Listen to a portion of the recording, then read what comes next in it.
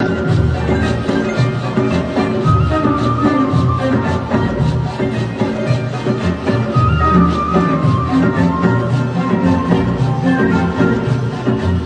Video को लेकर crown Prince का मजाक क्यों उड़ाया जा रहा है, उन्हें टारगेट क्यों किया जा रहा है, निशाने पर क्यों लिया जा रहा है, पूरी खबर आपको डिटेल के साथ आगे बताऊंगी। सुपर पावर अमेरिका में इस्लाम धर्म ने किस तरह से अपना झंडा बुलंद किया है, इसकी तस्वीर भी आपको दिखाऊंगी। ट्रंप और मैक्रोन की मुलाकात के बीच एक ऐसी कौन सी तस्वीर सामने आई है जिसको लेकर मैक्रोन से प्रधानमंत्री मोदी को सीख लेने की सलाह दी जा रही है। तस्वीर में ऐसा क्या खास है जिसको लेकर हिंदू लोग भी प्रधानमंत्री मोदी जी के खिलाफ हो गए हैं। आज के वीडियो में इसका भी जिक्र होगा। बांग्लादेश ने प्रधानमंत्री मोदी कि मोदी सरकार को किस तरह से आईना दिखाया है और रूस यूक्रेन जंग को लेकर ट्रंप ने क्या बड़ा ऐलान किया है, इसकी भी जानकारी देंगे। तो तमाम बड़ी खबरों को डिटेल के साथ जानने के लिए पूरा वीडियो अंत तक देखिएगा। वीडियो शुरू करने से पहले अपने भाइयों बहनों और बड़ों से गुजारिश की चैनल को सब्सक्राइब नहीं किया है, पहली बार देख रहे हैं तो कर लीजिए, और जो लोग हर रोज लाइक करते हैं वीडियो को उनका बहुत सारा शुक्रिया, और अभी तक लाइक नहीं किया है तो सबसे पहले लाइक करिए, उसके बाद आगे का वीडियो देखना शुरू करिए। कमेंट में अपनी राय भी जरूर लिखा करिए। चलिए शुरू करते हैं वीडियो। द लाइव टीवी, सच सबसे आगे। आदाब दोस्तों, मेरा नाम है मिसबा खान और आप मुझे द लाइव टीवी पर देख रहे हैं। मुसलमानों का पवित्र त्योहार रमजान शुरू होने से पहले दिखाना चाहती हूँ जो वायरल है। देखिए वीडियो।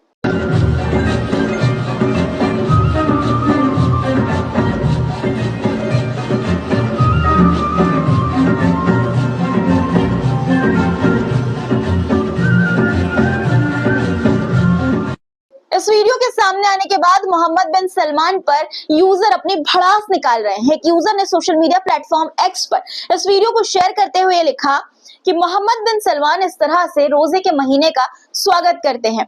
बच्चों के लिए मस्जिदें बंद करना, इफ्तार की महफिलों पर रोक लगाना और रात की नमाज की आवाज को दबाना। अल्लाह हमें ताकत और शक्ति दे ताकि हम तीनों पवित्र जगहों यानी मक्का, मदीना और अरेफात को इनके जुल्म से मुक्त करा सके। बता दें दोस्तों कि क्राउन प्रिंस मोहम्मद बिन सलमान ने सऊदी अरब में रमजान के दौरान कई तरह की पाबंदियां लगाई हैं। जैसे रमजान के पाक महीने में मस्जिदों के अंदर कोई इफ्तार नहीं होगा, इफ्तार के लिए लोगों से चंदा लेने की मनाही है, नमाजियों को परेशानी ना हो इसका हवाला देकर बच्चों को मस्जिद लाने पर रोक लगाई गई है, लाउड स्पीकर बजवाने की मनाही है, बिना पहचान पत्र के इत्तिकाफ में बैठने पर पाबंदी है, इत्तिकाफ में बैठने वाले नमाजियों पर नजर रखी जाती है। जानकारी के लिए आपको बता दें कि इत्तिकाफ एक इस्लामिक रिवाज है जिसके तहत मुस्लिम समुदाय के लोग रमजान के अंतिम 10 दिनों के दौरान अल्लाह की इबादत में पूरा समय देने के इरादे से मस्जिद में खुद को अलग कर लेते हैं। मस्जिदों में इफ्तार पर रोक लगाने पर भी क्राउन प्रिंस सऊदी के क्राउन प्रिंस सलमान से सवाल पूछे जा रहे हैं। बता दें कि रमजान में रोजा खोलने के लिए ज्यादातर मस्जिदों में इफ्तार का इंतजाम किया जाता था। ये इंतजाम मुसाफिरों, गरीब लोगों के लिए होता है। रमजान के मौके पर तमाम तरह की पाबंदियों को लेकर वहां के लोगों में जबरदस्त विरोध देखने को मिल रहा है। क्राउन प्रिंस के फरमान को लेकर दुनिया भर से आवाज भी उठ रही है। कईयों का ये मानना है कि वो ट्यूनीशिया के पूर्व तानाशाह जीन अल अबिदीन की तरह बर्ताव कर रहे हैं और मुसलमानों के सार्वजनिक जीवन में इस्लाम की अहमियत को खत्म करने की कोशिश कर रहे हैं। नाराज मुस्लिम लोगों का ये कहना है कि मोहम्मद बिन सलमान अपने यहाँ पश्चिमी कलाकारों को बुलाते हैं, संगीत कार्यक्रम के जरिए अश्लीलता परोसते हैं। इस पर उन्हें कोई एतराज नहीं, लेकिन इस्लामिक मामलों में दखल अंदाजी उन्हें पसंद है। मोहम्मद बिन सलमान के विरोधियों का यह कहना है कि पश्चिमी सभ्यता के प्रभाव में आकर वो इस्लाम धर्म को भ्रष्ट कर रहे हैं और आधुनिकता के नाम पर इस्लामिक परंपराओं को खत्म कर रहे हैं।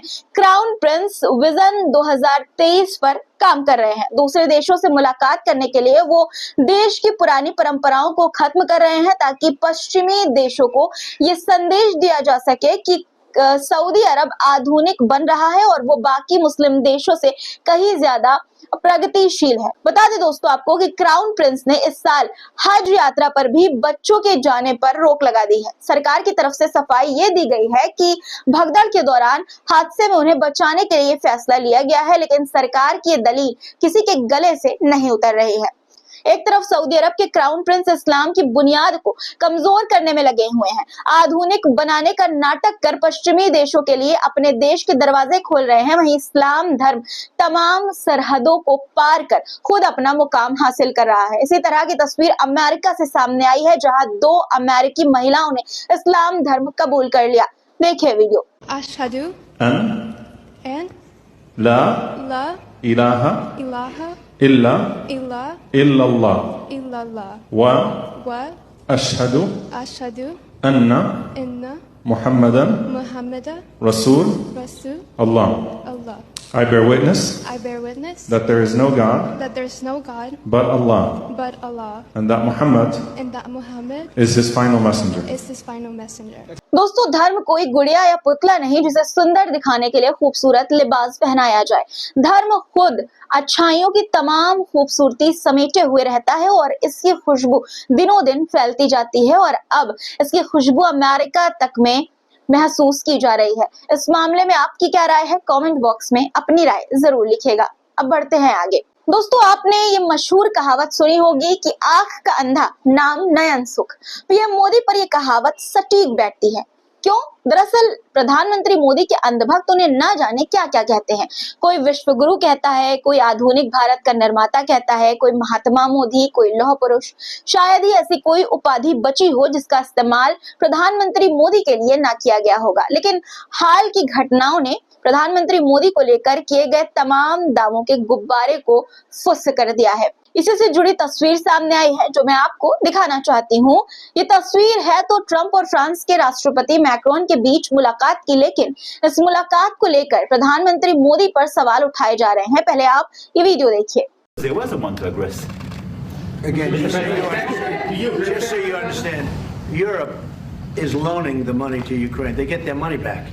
No, in fact, to be frank, we paid 60% of the total effort, and it was through, like the US, loans, guarantee, grants, and we provided real money. To be clear, we have 230 billion frozen assets in Europe, Russian assets, but this is not as a collateral of a loan because this is not our belonging. Video में आप देख सकते हैं Macron के सामने Trump media को गलत जानकारी दे रहे थे, जिस पर मैक्रोन ने उन्हें तुरंत टोका और ट्रंप के झूठ को बेनकाब करते हुए मीडिया को पूरी हकीकत बताई। ट्रंप और मैक्रोन की मुलाकात को ट्रंप और मोदी जी की मुलाकात से कंपेयर किया जा रहा है। तुलना करते हुए वीडियो शेयर करके यूजर अपनी राय लिख रहे हैं, सवाल उठा रहे हैं। इसी तरह के एक यूजर ने ये लिखा कि प्रधानमंत्री मोदी जी का दोस्त ट्रंप ओवल ऑफिस में बैठकर फ्रांस के राष्ट्रपति इमैनुअल मैक्रोन के सामने बैठकर यूरोप और उनके देश के बारे में झूठ बोल रहा था, लेकिन मैक्रोन ने मोदी की तरह हाँ में हाँ मिलाने की जगह ट्रंप को रोका और सही बात मीडिया को बताई। हमारे वाले तो मिमियाने लगे थे। दोस्तों, प्रधानमंत्री मोदी की मुलाकात पर प्रमुख तमिल मीडिया ग्रुप विक्टन के डिजिटल मैगजीन ने भी सवाल उठाया था। प्रधानमंत्री मोदी और ट्रंप की मुलाकात को लेकर एक कार्टून बनाया गया था जिसमें ट्रंप के सामने प्रधानमंत्री मोदी को जंजीर से बंधे हुए दिखाया गया था। कार्टून में प्रधानमंत्री मोदी की बेबसी पर ट्रंप को हंसते हुए दिखाया गया था। कार्टून सामने आने के बाद मैगजीन की वेबसाइट को ही ब्लॉक कर दिया गया था, जिसको लेकर केंद्र की खूब आलोचना भी हुई थी। उधर बीजेपी ने इसे प्रधानमंत्री मोदी का अपमान बताते हुए प्रेस काउंसिल ऑफ इंडिया को इसकी शिकायत की थी। दरअसल इस कार्टून के जरिए समझाने की कोशिश की गई थी कि ट्रंप ने अवैध अप्रवासी भारतीयों को जंजीरों और बेड़ियों में बांधकर भारत भेजा, लेकिन ट्रंप से हुई मुलाकात में प्रधानमंत्री मोदी ने इसके खिलाफ कोई आवाज नहीं उठाई और चुपचाप ट्रंप की हाँ में हाँ मिलाते रहे। विश्व गुरु बोलने से कोई विश्व गुरु नहीं बन जाता, बल्कि इसके लिए दुनिया के सामने नजीर पेश करनी पड़ती है। अपने देश के हितों के लिए बेबाक होकर बोलना पड़ता है, खड़ा होना पड़ता है, बेखौफ होना पड़ता है और देश के हितों को सबसे ऊपर रखना होता है। और अगर भारत की आन बान और शान के खिलाफ कोई हरकत करे, कोई शब्द कुछ बोले तो उसे सबक भी सिखाना होता है, उसे मुंह तोड़ जवाब भी देना होता है। इस मामले में आपकी क्या राय है? कमेंट पे अपनी राय जरूर लिखिएगा। दोस्तों, अभिनेता राजकुमार का एक फेमस डायलॉग है, जिसके खुद के घर शीशे के होते हैं, वो दूसरों के घरों पर पत्थर नहीं फेंका करते। बांग्लादेश ने भी कुछ इसी अंदाज में मोदी सरकार को जवाब दिया है। बांग्लादेश ने कहा कि भारत खुद अपने यहाँ अल्पसंख्यकों यानी मुसलमानों के साथ बुरा बर्ताव करता है और जब बांग्लादेश में हिंदू अल्पसंख्यकों के खिलाफ ज्यादती हो रही है तो उसे दर्द होने लगता है। क्या बांग्लादेश ने कभी भारतीय मुसलमानों के खिलाफ हो रही ज्यादतियों को लेकर आवाज उठाई? तो फिर भारत किस हैसियत से ऐसा कर रहा है? बांग्लादेश की अंतरिम सरकार में विदेशी मामलों के सलाहकार मोहम्मद तौहीद हुसैन ने कहा कि बांग्लादेश के अल्पसंख्यकों का मुद्दा भारत की चिंता का विषय कतई भी नहीं है। अल्पसंख्यकों के मुद्दे पर ही नहीं बल्कि वीजा और पासपोर्ट फी बढ़ाने को लेकर भी प्रधानमंत्री मोदी की सरकार सवालों के घेरे में है। एक रिपोर्ट के मुताबिक मोदी सरकार ने वीजा और पासपोर्ट की फीस को 10 से 15 गुना बढ़ा दिया है। इस फैसले पर विरोध जताते हुए लोग मोदी सरकार से इसकी वजह पूछ रहे हैं। लोगों की शिकायत है कि अपनी जिंदगी बेहतर करने के लिए कई लोग विदेश जाते हैं। वीजा और पासपोर्ट फी बढ़ाने से उनके लिए मुश्किलें खड़ी हो जाएंगी, खासकर जो गल्फ कंट्री में रोजगार की तलाश में जाते हैं। बता दें दोस्तों कि हज और उम्रा यात्रा के लिए भी बड़ी संख्या में मुस्लिम सऊदी अरब जाते हैं और उन्हें भी पासपोर्ट और वीजा की जरूरत पड़ती है। मोदी सरकार के फैसले का मुसलमानों पर भी बड़ा असर पड़ेगा दोस्तों। एक यूजर ने खबर शेयर करते हुए ये लिखा कि खुद को राष्ट्रवादी बताने वाली ये सरकार क्या बताएगी कि जयशंकर जी ने वीजा की कीमतों में इतना इजाफा क्यों किया है। टैरिफ मामले में ट्रंप ने भारत को रियायत देने से साफ इनकार कर दिया है। ट्रंप ने इस बार भारत का नाम लेकर कहा कि अमेरिका भारत पर रेसिप्रोकल टैरिफ लगाएगा, यानी जितना टैरिफ अमेरिकी सामानों पर भारत लगाएगा उतना ही टैरिफ अमेरिका जो है वो भारत के सामानों पर लगाएगा। We'll soon impose reciprocal tariffs because that means they charge us, we charge them. It's very simple. Whatever a company or a country such as, let's say, India or China or any of them, whatever they charge, we want to be fair. So reciprocal. Reciprocal meaning they charge us, we charge them. We haven't done that. We've never done that. We were getting ready to do it. Israel को लेकर America ने बड़ा बयान दिया है दोस्तों। America के FBI निवेशक काश पटेल ने ये कहा कि अमेरिका को जगाने और इसराइल को तरजीह देने की जरूरत है। उन्होंने कहा कि अमेरिका ये सुनिश्चित करेगा कि वो नंबर 1 सहयोगी देश इसराइल के साथ हमेशा खड़ा रहे। We will shut off the machinery that feeds money into Iran. We will no longer have 100 hostages still in captivity, Israeli and American and otherwise, by Hamas and Iran's Hezbollah mercenary forces. We need America to wake up and prioritize Israel, and bring home Israelis and make sure we stand by our #1 ally in Israel. अब बात रूस और Ukraine जंग की। रूस और Ukraine जंग को लेकर ट्रंप ने बड़ा बयान दिया है। ट्रंप ने कहा कि दोनों देशों के बीच युद्ध लंबा खिंचने से तीसरा विश्व युद्ध यानी कि 3rd वर्ल्ड वॉर हो सकता है। ट्रंप ने कहा कि दोनों देशों के बीच जंग रोकने के लिए वो तेजी से काम कर रहे हैं और अगले कुछ दिनों में इसके अच्छे नतीजे सामने आ सकते हैं। यूक्रेन को लेकर ट्रंप ने जेलेंस्की के जख्मों पर नमक लगाने वाला बयान भी एक दिया है। ट्रंप ने यह दावा किया कि अमेरिका यूक्रेन की ऐसी मदद कर रहा है जिसकी पहल किसी देश ने नहीं की। ट्रंप का ये बयान दुनिया का सबसे बड़ा मजाक नहीं तो क्या है दोस्तों। ट्रंप ने यूक्रेन को हथियार देने से साफ मना कर दिया है। पुतिन के तमाम शर्तों को मानने के लिए जेलेंस्की को मजबूर कर रहे हैं। जेलेंस्की को तानाशाह कह रहे हैं। युद्ध के लिए पुतिन को नहीं, जेलेंस्की को जिम्मेदार कह रहे हैं। ट्रंप के सलाहकार एलन मस्क जेलेंस्की को कातिल कह रहे हैं। जेलेंस्की और यूक्रेन के खिलाफ लगातार कदम उठाने के बावजूद ट्रंप ये दावा कर रहे हैं अब कि अमेरिका उसका सबसे बड़ा मददगार देश है। जुमलेबाज ट्रंप कब क्या बोल दें इसका अंदाजा लगाना मुश्किल ही लगता है। जेलेंस्की को तानाशाह कहने के बयान पर ट्रंप कायम है। ट्रंप ने ये कहा कि वो इस तरह के शब्दों का इस्तेमाल बहुत सोच समझ कर करते हैं। सुनिए क्या कह रहे हैं Trump. We're helping Ukraine like nobody's ever helped Ukraine before. And I can say this, if I didn't become president, Ukraine would right now still be at a level where there would be no even thinking about a peace. And it was, it's a sad thing that this happened. This would have never happened, this war, if I were president. Zero chance. And it has happened. So my function is to get you out of the war, get them out of the war, let them live. It's a bloody war. It's a horrible war. Thousands of people are being killed a week. Talking about Russia and Ukraine.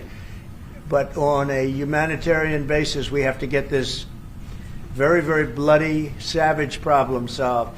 And I will say this also, it could lead to World War III if it's not solved. You know, there'll be a point at which it's not going to stop at those two countries. Already there's such involvement from other countries, and it could really lead to a very big war, World War III, and we're not going to let that happen either.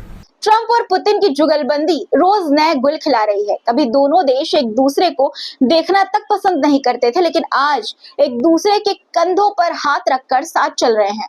आर्थिक संबंध मजबूत करने के लिए दोनों देशों की कंपनियों के बीच बातचीत चल रही है।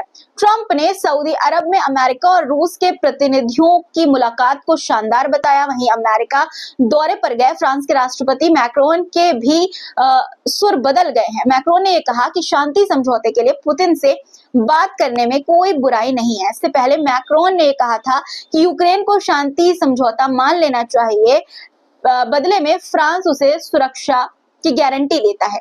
फ्रांस समेत तमाम यूरोपीय देश पहले इस बात पर जोर दे रहे थे कि शांति समझौता करने के लिए जेलेंस्की को मजबूर नहीं करना चाहिए, बल्कि युद्ध के मैदान में यूक्रेन का साथ देना चाहिए। लेकिन ट्रंप और पुतिन का याराना देखकर यूरोपीय देशों के भी हाथ पांव फूल गए हैं और यूरोपीय देशों ने भी यूक्रेन को अपने हाल पर और जेलेंस्की को बेसहारा छोड़ दिया है। हालांकि कुछ ऐसे भी देश हैं जो इस मामले पर अमेरिका की मुखालफत कर रहे हैं। उन्हीं में से एक है तुर्की। तुर्की ने कहा कि यूक्रेन को नाटो में शामिल करने पर उसे कोई एतराज नहीं। तुर्की ने कहा कि यूक्रेन अपनी सुरक्षा के लिए नाटो में शामिल होना चाहता है और इस मामले में तुर्की समर्थन में है।